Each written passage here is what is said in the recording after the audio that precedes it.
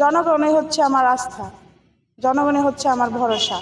অবশ্যই আমি আপনাদের সুখে দুঃখে পাশে দাঁড়াবো, এই প্রতিশ্রুতি দিতে পারি।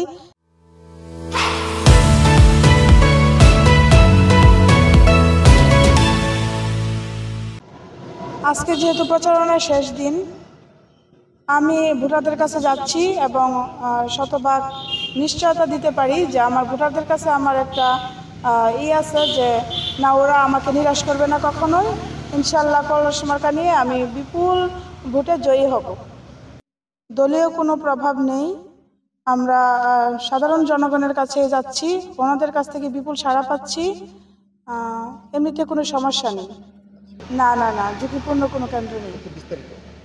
আমার নির্বাচনী এলাকার মধ্যে ঝুঁকিপূর্ণ কোনো কেন্দ্র নেই।